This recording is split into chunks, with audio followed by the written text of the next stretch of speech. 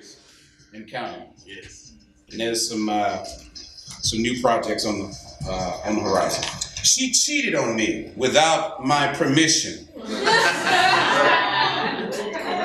committing violence in a way Manson only imagined when he visited the Lobiancos.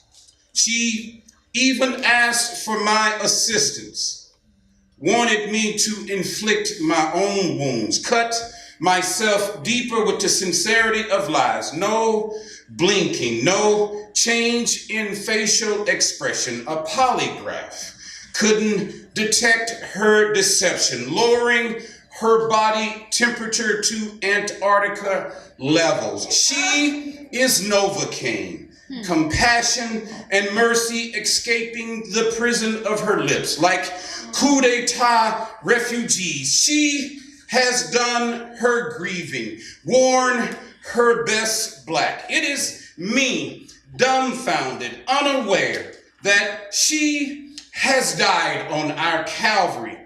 There are no more resurrections. She has a new disciple, hiding prayers between her thighs. She wants to grant them, like she saved me in 2007, sleeping inside a love decayed because she is already gone. She has left the gravesite, poured the dirt, and buried what was once us beneath the moans of her new Messiah. Wow.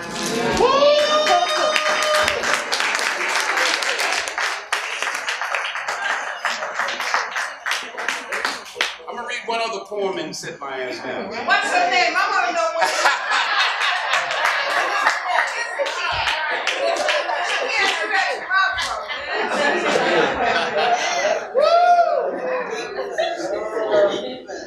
You know, that shit is an exaggeration, but this is really, really a blessing. I mean, it's really, really something for me when I'm sitting up here listening to all of these writers. It's like this new wave of writers. I was a Pentecostal preacher when I first came to the world stage. I was a member of Kojic with Bishop Blake and all of those people for many, many years in Kojic, working with Church of God in Christ. But when I got to the world stage, it was so different than being around a bunch of preachers. It was so different. The people were telling the truth. So, and that's not a slight. And that's not a slight against any particular preacher per se. It was just a different dynamic for me to see people who were willing to say that they weren't perfect, who were willing to say that they had flaws, that they had things that they were still working on, and that this was a place for us to heal each other. That's what the world stage became. It just became a place where we helped to heal each other. And that would be nights nobody wanted to go home. And that's what I'm so impressed with seeing now, and seeing this new spirit among these young writers. It's really, really beautiful. This poem is called House Party. I dedicate this poem to my two best friends growing up in the 60s and the 70s in Shreveport, Louisiana. Lee Arthur Rose. You know that's a Southern name. Yeah. They call you like, they call you like. My mom had so many kids, they ran out of names. When they have so many kids, they start naming you after furniture. Dufo, Schiffero. Y'all don't know what I'm showing my age now. House party. Honey-coated black teenagers conjuring sweet Tabasco magic. That was a 70s Friday night house party, transforming adolescence into Shaft, Superfly, Foxy Brown via platform shoes, double knit bell-bottom pants, mini skirts, blowout kits, black lights.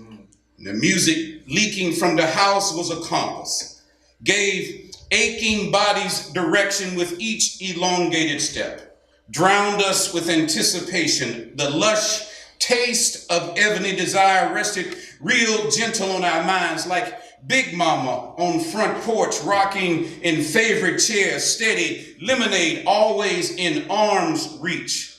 Craving a dance with immortality caused hearts to salivate. And see, Ernest's mom had just bought that wall-to-wall stereo. Waxed 45s dropped in rotation, cheap diamond needle scratching vinyl. We didn't know no better, didn't care, just wanted to hear the music that put dents in our backs, created lather between legs. It gave meaning to our everyday, and we always got a daily dose of soul, but this night was no exception. Pre-adult perspiration dropped like summer rain upon the doorway.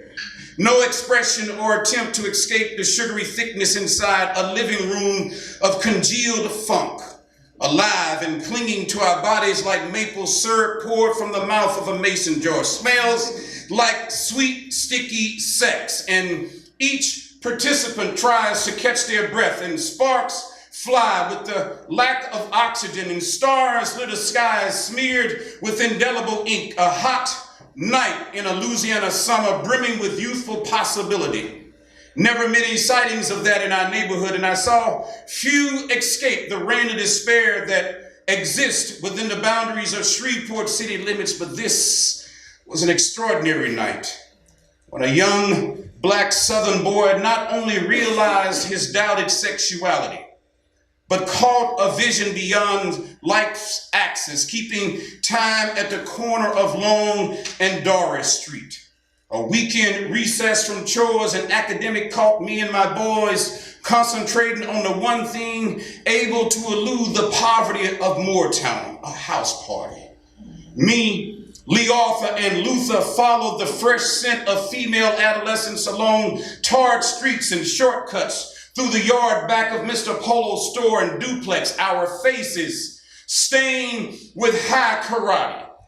Back pockets filled with miniature liquor bottles we five-finger discounted from Walgreens, so we could part in our right mind. It's impossible to unearth acceptance when you were the too smart kid, and I was a ruddy runt who knew too much at 16. I was filled with hometown naivete, a dollar short of self-appreciation, and I existed on the hope of change. I lived vicariously through the teenage exploits of others. It seemed an eternity before I finally grew more than inches and found the courage to know real cool. Now, Lee Arthur. Lee Arthur was my idol and best friend. Young girls, they called us Cat Eyes. He was a prince among commoners, a sinewy jock with 3 sports letters. He had his hair parted off center, and he had a driver's license. Never told him he was my hero, even though I never understood why he quit football senior year. Now, Luther was a court jester, ghetto comedian, illiterate and dark as coal with Native American cheekbones. He had a way of settling disputes via fist diplomacy that always quieted his adversaries. Kicked my ass a few times, but he always had my back. And it's hard to believe that Teeny Weenie's dad emptied a gun into him over change for a 10. I forgot to tell him that I loved him, and Vietnam was finally closing shop, and anti-black schools were being integrated while the Beatles insisted that we let it be. Yet all the world I wanted to know was inside that front door, a mixture of sweat and funk, percolating gladiators of groove with bodies clashing, tear away the armor of inhibitions, and the beat undulated the crowd. It hypnotized us with each note, and it pounded rhythms into our spine. And there was Pam Boyd tucked into a dim kitchen corner, my 7th grade crush, all grown up, but puberty never granted me the courage to even approach her beauty. And the dance floor was a Jehovah's Witness recruiter. It was drafting every person who was willing to enter the door, then sucked them into a black hole of funk. And each melody insisted that we stomp our feet beneath Al Green moans and Temptations harmony. They created an urban earthquake. See, God must have created house parties the day after he showed Eve to Adam, and arms were flailing, and backs were arched, and asses were in flight, and earthbound angels were reaching for something divine, and distant lover manifest in the form of slow drags, and hard-ons grow from close encounters, and girls' thighs part like the Red Sea at the rising of each young Moses' staff, and grinding is a teenage prayer, and Biddy Ray has Carrie Mae slipping in the darkness, wishing that curfew was midnight instead of 11:30, and confessions is manna to youthful tongues, and it calls phone numbers to rain from 8-foot ceilings, and Marvin's preachings bring confessions to dance floor altar calls, and a stovetop kiss got me thinking I'm chosen, but I'm still too virgin, summer shy of self-confirmation. Thank you guys.